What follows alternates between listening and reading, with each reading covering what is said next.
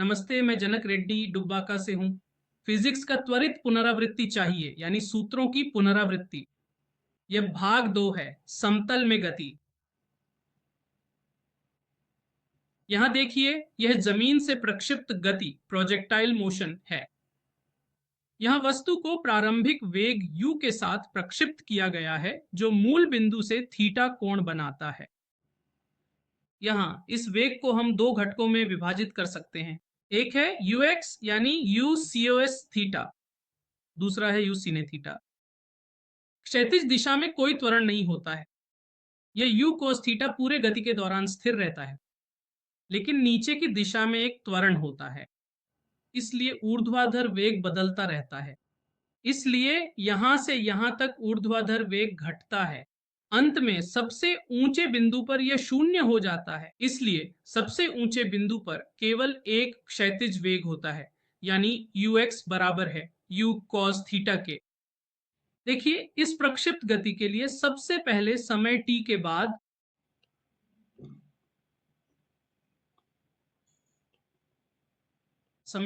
बाद क्षैतिज दिशा में अंतिम वेग vx, यह हमेशा स्थिर रहता है। यह ux के बराबर है, इसलिए इसका मान u cos थीटा है, और vy का मान uy प्लस ay गुणा t के बराबर होता है। uy का मतलब है u sin theta minus gt। इसीलिए क्षैतिज दिशा में vx और vy, इसलिए v बार बराबर है vx i कैप वेग सदिश t सेकंड के बाद vy j कैप। इसलिए v बार बराबर है u cos theta i cap plus u sin theta minus gt j cap. यह वेग सदिश t सेकंड के बाद है। हम इसे अंतिम वेग सदिश मान सकते हैं। लेकिन जहां प्रारंभिक वेग सदिश u बार बराबर है ux i cap plus u y j cap, इसलिए u बार बराबर है u cos theta i cap plus u sin theta.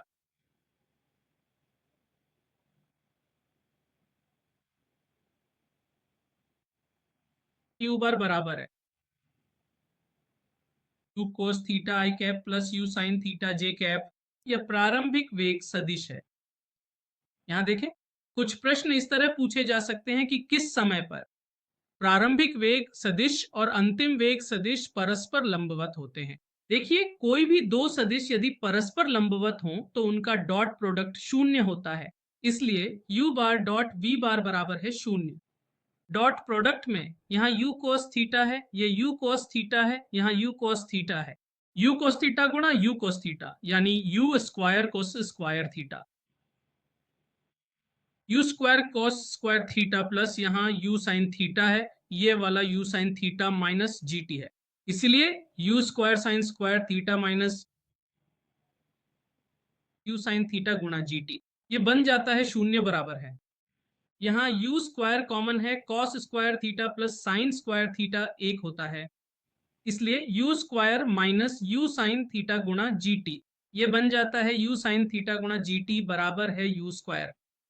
इसलिए यहाँ u स्क्वायर कैंसिल हो जाता है, इसलिए t बराबर है u बटा g sin थीटा। ये बहुत बहुत महत्वपूर्ण है। इस समय के बाद दोनों प्रारंभिक वेग वेक्टर और अंतिम वेग वेक्टर समान होते हैं। अंतिम वेग वेक्टर समान होते हैं, ये वेग के बारे में है। इसी तरह समय t के बाद t x दिशा में तय की गई दूरी क्या है, इसलिए x दिशा में वेग स्थिर रहता है, इसलिए दूरी बराबर है वेग गुणा समय, यानी u cos थीटा गुणा t। यह x दिशा में तय की गई दूरी है, लेकिन यहाँ y दिशा भी है। y दिशा में एक त्वरण होता है, इसलिए sy बराबर है u गुणा t plus 1/2 ai t square.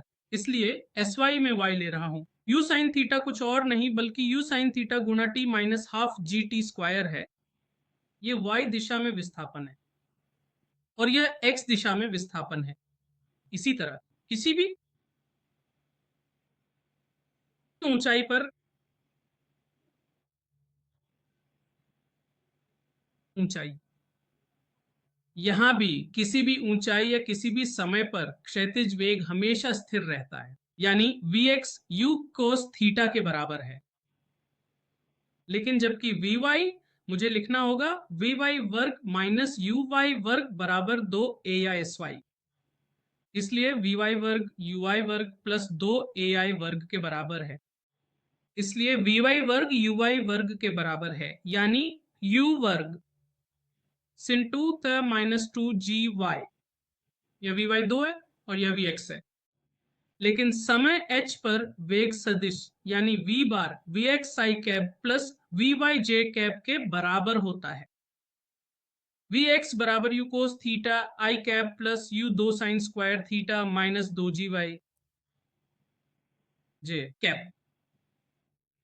यह वी आई है, वी आई का मतलब वर्गमूल नहीं है, ये एक वर्गमूल बन जाता है। ये वेग सदिश है। यहाँ वेग सदिश का परिमाण हम vx2 प्लस के रूप में लिख सकते हैं। v वर्ग vx वर्ग और vy वर्ग के योग के बराबर है। ये बन जाता है u वर्ग cos वर्ग थीटा, vy वर्ग है u वर्ग sign square theta minus 2gy। इसलिए v स्क्वायर यहाँ u square common cos square theta plus sign square theta यानी 1 के बराबर है। ये बन जाता है u स्क्वायर माइनस 2gy। इसलिए v बराबर है वर्गमूल u वर्ग माइनस 2gy के। ये किसी भी ऊंचाई पर वेग है। देखिए उदाहरण के लिए यहां यह प्रक्षेपण का बिंदु है और यह वह बिंदु है जहां यह क्षैतिज सतह पर गिरता है। इसलिए उदाहरण के लिए यदि आप मान लें कि यह बिंदु O है और यह बिंदु A है, यह बिंदु B है, या देखिए यहां है बिंदु A, ये बिंदु B है।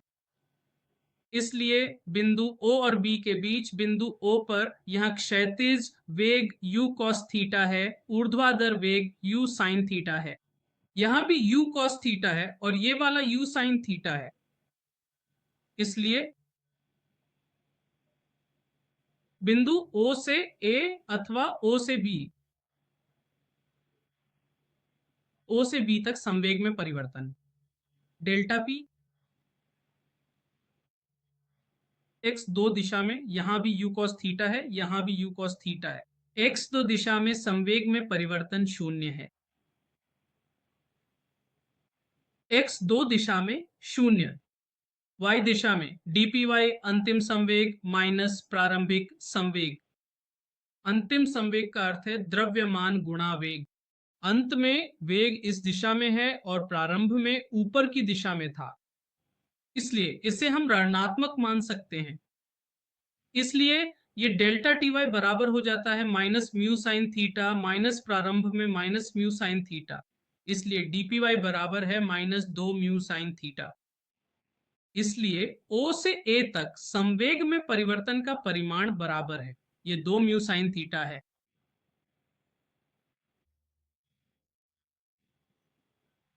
लेकिन O से A तक, यहां भी O से A तक डेल्टा px का मान शून्य के बराबर है। लेकिन डेल्टा पी वाई अंतिम संवेग माइनस प्रारंभिक संवेग अंतिम बराबर है शून्य। प्रारंभिक म्यू साइन थीटा, इसलिए डेल्टा पी प्रक्षेपण बिंदु से उच्चतम बिंदु तक संवेग में परिवर्तन है म्यू साइन थीटा। इसी तरह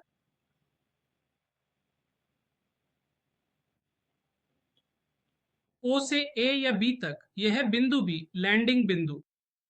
O से B तक औसत वेग v औसत बराबर है मूल दिशा में u cos थीटा, ऊर्ध्वाधर दिशा में प्रारंभ में u sin थीटा और अंत में u sin थीटा। नीचे की ओर औसत वेग शून्य है। यह औसत वेग केवल क्षैतिज घटक के कारण है जो कि u cos थीटा के बराबर है। यह प्रक्षेपण बिंदु से लैंडिंग बिंदु तक का औसत वेग है। लेकिन O से A का अर्थ है यहां प्रक्षेपण बिंदु से उच्चतम बिंदु तक औसत वेग VAVG बराबर है U बटा 2 गुणा वर्गमूल 1 प्लस 3 cos स्क्वायर थीटा। यह भी बहुत बहुत महत्वपूर्ण है। अगला, यहां विभिन्न पैरामीटर हैं।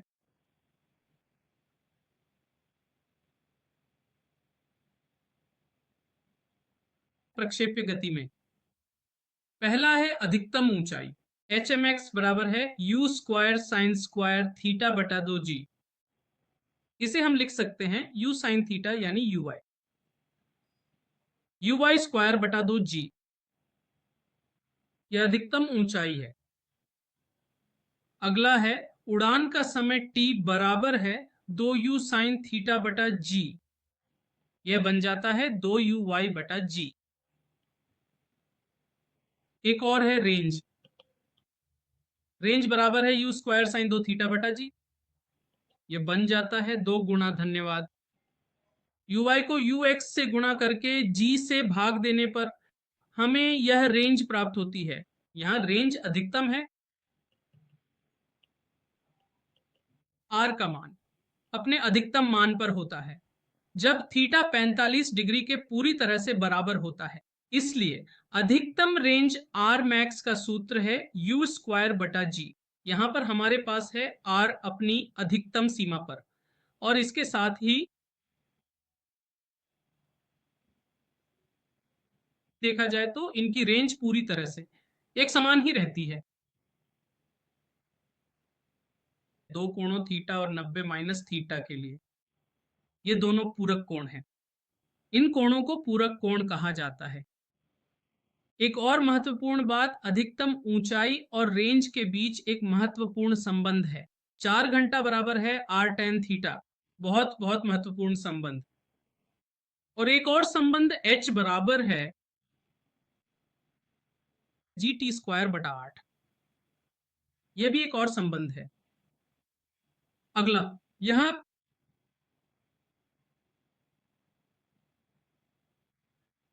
प्रक्षेप वक्र का समीकरण। प्रक्षेप वक्र के 3 समीकरण होते हैं। पहला समीकरण है y का मान बराबर होता है tan थीटा x माइनस जी बटा 2 u के वर्ग cos स्क्वायर थीटा को गुणा करने पर x के वर्ग से। यह एक समीकरण है। और दूसरा y बराबर है x minus b x square. यह भी बहुत बहुत महत्वपूर्ण है। आपका a बराबर है tan थीटा और b बराबर है g बटा 2 u square cos square theta. और तीसरा, ये बहुत बहुत महत्वपूर्ण है, यहां पर y का मान बराबर होता है x tan थीटा के, जिसे गुणा किया जाता है कोष्ठक में एक माइनस x बटा r से। ये प्रक्षेप वक्र के मार्ग को दर्शाने वाले 3 प्रमुख समीकरणों में से एक है। तो यह आप सभी के लिए बहुत बहुत ही ज्यादा महत्वपूर्ण और आवश्यक है। अधिकांश समस्याओं में हम इन समीकरणों का उपयोग कर सकते हैं। देखिए, उदाहरण के लिए यदि कोई प्रक्षेप वक्र का समीकरण इस प्रकार दिया गया है, जैसे y बराबर है x माइनस एक्स स्क्वायर, तो उससे हम सीधे रेंज निकाल सकते हैं। यहां देखिए, रेंज r बराबर है a बटा b। एक और h बराबर है a स्क्वायर बटा 4b। एक और है उड़ान का समय, t बराबर है a गुणा वर्गमूल 2 बटा bg। ये हैं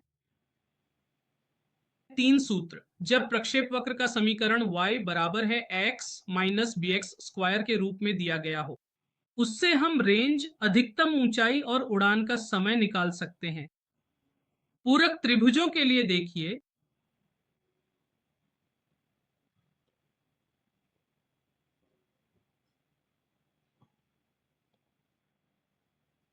पूरक कोण यानी थीटा और 90 माइनस थीटा। यहां दो वस्तुओं को एक ही वेग से थीटा और 90 माइनस थीटा कोण पर प्रक्षिप्त किया जाता है। ऐसे में ये बहुत बहुत महत्वपूर्ण है। यहाँ उनकी अधिकतम ऊंचाइयों का योग h1 प्लस h2 बराबर होता है u स्क्वायर बाय 2g, जो कि r अधिकतम बाय 2 हो जाता है। देखिए, कई बार इस सूत्र पर सीधे सवाल पूछे जाते हैं। एक और है, रेंज बराबर है 4 गुणा h1 और h2 के वर्गमूल के।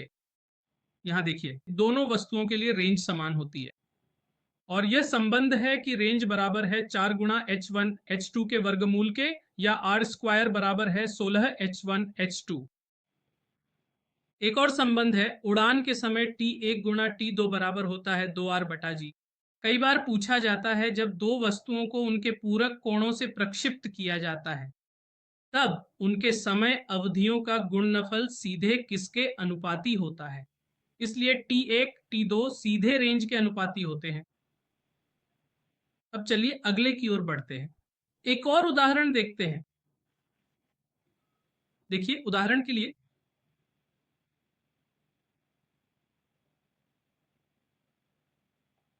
यह है x अक्ष, y अक्ष। अगर आप किसी वस्तु को एक कोण थीटा से प्रक्षिप्त करते हैं, अधिकतम ऊंचाई पर इसकी वेग u cos थीटा होती है। प्रक्षेपण बिंदु पर गतिज ऊर्जा आधा mu वर्ग के बराबर होती है। देखिए स्थितिज ऊर्जा हम पृथ्वी की सतह से प्रक्षिप्त कर रहे हैं, संदर्भ बिंदु को शून्य लिया गया है, इसलिए स्थितिज ऊर्जा शून्य है। इसलिए कुल ऊर्जा बराबर होती है गतिज ऊर्जा प्लस स्थितिज ऊर्जा के, इसलिए यह हो जाता है आधा m u2। ये प्रक्षेपण बिंदु पर है। अधिकतम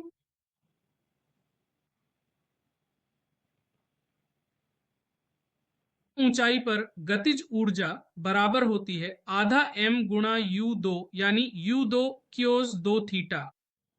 लेकिन इसे मैं कई डैश मान रहा हूं। उदाहरण के लिए प्रक्षेपण बिंदु पर गतिज ऊर्जा कई है, यह बन जाती है कई कोस वर्ग थीटा, और स्थितिज ऊर्जा बराबर होती है कुल ऊर्जा माइनस गतिज ऊर्जा के। कुल ऊर्जा स्थिर रहती है।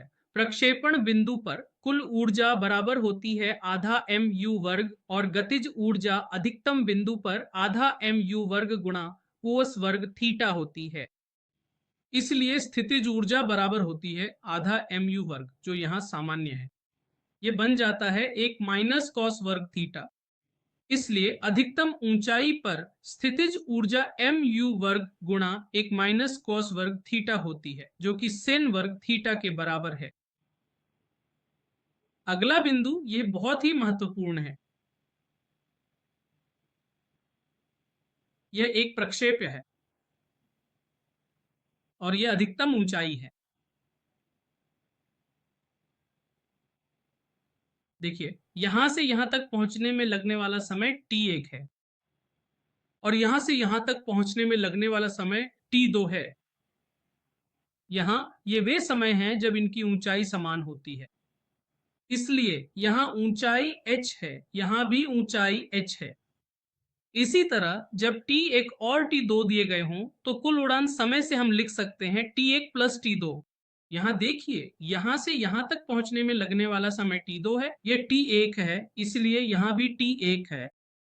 इसलिए कुल उड़ान समय T बराबर है T1 प्लस T2 के, और ऊंचाई h बराबर है 1/2 गुणा g गुणा T1 T2। यह भी बहुत बहुत महत्वपूर्ण है। अगला यह तिर्यक प्रक्षेप्य के बारे में है, यानी वह वस्तु जो जमीन से प्रक्षिप्त की जाती है, और दूसरा है क्षैतिज प्रक्षेप्य।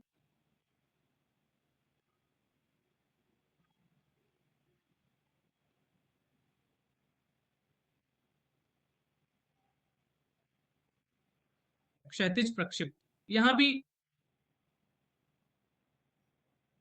अगर कोई वस्तु किसी निश्चित ऊंचाई से प्रक्षिप्त की जाती है, यह ऊंचाई h है। हम वेग u के साथ प्रक्षिप्त कर रहे हैं और यह भी एक प्रवलयाकार पथ में जमीन पर पहुंचता है। उदाहरण के लिए समय t के बाद इसका क्षैतिज विस्थापन x है और लंबवत विस्थापन y है। यहां क्षैतिज वेग को vx मान लेते हैं और ये vi है और ये कुल वेग v है। यहां मैं अल्फा ले रहा हूं, इसीलिए यहां भी क्षैतिज दिशा में कोई त्वरण नहीं है। वेग नहीं बदलता क्योंकि vx बराबर है u के, लेकिन vy बराबर है ui के प्लस ai गुणा t। इसीलिए प्रारंभ में इसे क्षैतिज दिशा में प्रक्षिप्त किया जाता है, इसलिए लंबवत दिशा में वेग है 0 प्लस gt, इसलिए vy बराबर है gt के। फिर वेग सदिश v बार बराबर है vxi cap plus vyj cap के, इसलिए v बार बराबर है ui cap plus gt j cap के। यह वेग है। फिर वेग सदिश द्वारा क्षैतिज के साथ बनाया गया कोण क्या है? वह है tan अल्फा। tan अल्फा बराबर है वी बटा वी एक्स के, ये बराबर है वी यानी जी टी के, यहाँ u है, इसलिए अल्फा बराबर है tan इनवर्स जी टी बटा यू के। अगला x दिशा में विस्थापन, यानी x बराबर है वेग u गुणा t के, लेकिन हमारी y दिशा एस वाई बराबर u y into t plus 1/2 a i t square, a y t 2। मैं h ले रहा हूं, प्रारंभिक वेग शून्य ऊर्ध्वाधर दिशा में है, यह आधा GT2 है, इसलिए h GT2 के आधे के बराबर है। इससे प्रक्षेपण बिंदु से जमीन तक पहुंचने में लगने वाले समय को हम उड़ान का समय मान सकते हैं, इसलिए यहाँ t बराबर है, ये 2h प्रति g के वर्गमूल के बराबर हो जाता है। ये उड़ान का समय है। देखिए इस क्षैतिज दूरी को हम पेज मानते हैं, इसलिए क्षैतिज दूरी का मतलब है क्षैतिज विस्थापन, क्षैतिज वेग गुणा उड़ान का समय, क्षैतिज वेग गुणा उड़ान का समय। यह u गुणा 2h बटे g के वर्गमूल के बराबर है। यहां दिया गया यह रेंज का सूत्र है। अगला उदाहरण के लिए,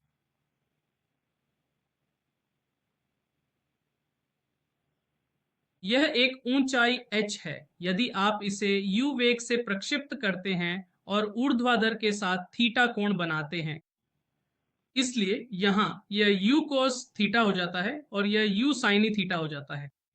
फिर से यह भी पैराबोलिक पथ में जमीन तक पहुंचता है। देखिए उदाहरण के लिए जमीन तक पहुंचने में कितना समय लगता है। यह उस वस्तु के समान है जिसे टावर से u sin थीटा वेग से प्रक्षिप्त किया गया हो, इसलिए वहां h बराबर है minus U T plus half G T square. इसलिए यहाँ h बराबर है u यानी u sin theta minus u sin theta गुणा t plus half G T square. इस सूत्र का उपयोग करके हम जमीन तक पहुंचने में लगने वाला समय पता कर सकते हैं। ये एक क्षैतिज प्रक्षेप्य है। देखिए ये प्रक्षेप्य गति के कुछ महत्वपूर्ण सूत्र हैं, तो ये बहुत बहुत बहुत बहुत बहुत महत्वपूर्ण है। हर साल नीट परीक्षा में हम उम्मीद कर सकते हैं कि कम से कम 1 या 2 प्रश्न समतल में गति से आएंगे। 2 सबसे महत्वपूर्ण तिरछे प्रक्षेप्य। मान लीजिए कि तिरछे प्रक्षेप्य हैं तो विभिन्न पैरामीटर होते हैं, जैसे अधिकतम ऊंचाई, उड़ान का समय, प्रक्षेप पथ का समीकरण इत्यादि। तो यह फॉर्मूले का संशोधन है, इसलिए यह बहुत बहुत महत्वपूर्ण है। इस वीडियो को एक बार देख लीजिए, इसलिए यह बहुत ही उपयोगी है। धन्यवाद।